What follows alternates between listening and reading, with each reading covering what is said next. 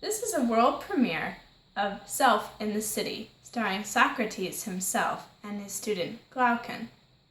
So, without further ado, let the show begin. Bum-ba-da-bum-bum-bum-bum.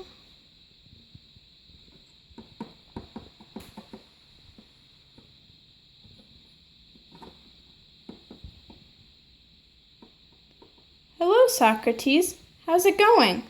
I heard you were talking with Adeimantus earlier about life in the perfect city. Tell me more about it. Hello, Glaucon. Yes, Adeimantus and I were talking about what an ideal city would be like. There will be no money, in turn bringing no wealth and no poverty. A city with limited number of people so it won't be unmanageable, and no laws, because if the guardians of the city are taught well enough, they will be able to decide any issues that come up, so the people won't need laws. It is organized in this way. These are the producers. They weave, make pottery, farm, work metal, and all the other essential crafts.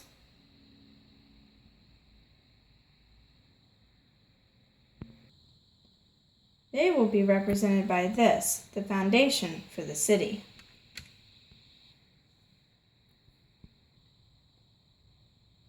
These are the courageous auxiliaries. They defend the city and keep the merchants and workers in line.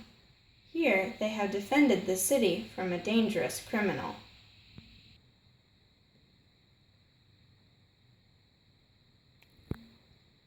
They are represented by this green platform.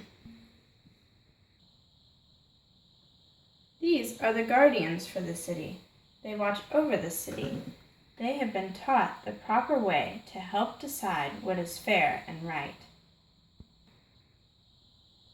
This gray and blue platform represents the guardians, and they keep an eye on everything.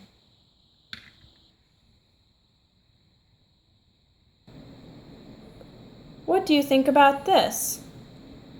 Wow, that's an interesting idea. Okay, it would take an extraordinary group of people to live in that city, though. Like the ideal city that we have created, the ideal person would have a soul composed of 3 parts. Of course we would say that. Ethos, pathos, and logos, right? Can we talk instead about what a soul wants first? I'm not sure that I know what a soul wants. Well, let us think about it in this way. Would you say that a soul has a part that wants truth? I would say that. So we will call that part the rational part. How would you represent the truth, Glaucon? It's an abstract idea. It doesn't have a physical object to stand for it. Quite right. Would you say that a soul has a part that wants honor? Of course, many souls want to be honored. Let us call that the spirited part. This pile of weapons represents the desires of the spirited soul.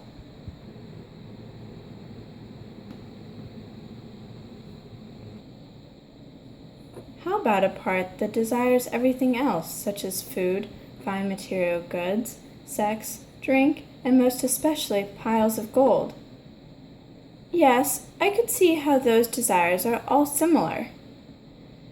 Then we shall call that the appetitive part.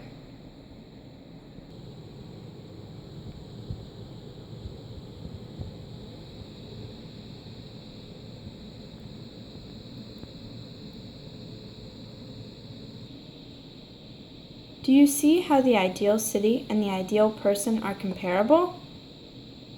No, can you explain a bit? What do you think a merchant wants the most? Oh, I know that one. To make money, of course. So the merchants and workers are similar to the appetitive part of the soul.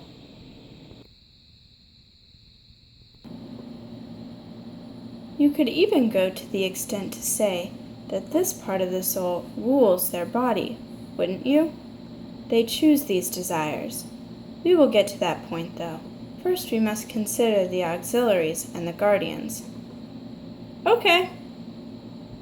What do you think the soldiers want most?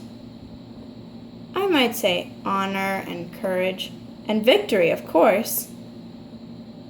So they must be connected with the spirited part of the soul. Is that correct? Yes, that is correct. That leaves the rulers and guardians. What do they desire most? Well, I suppose they desire knowledge. Yes, knowledge and truth. I see how this fits together. It makes perfect sense. I never thought about it like that before. I have so many things to discuss with you, Socrates. Well, that will have to wait until the next episode.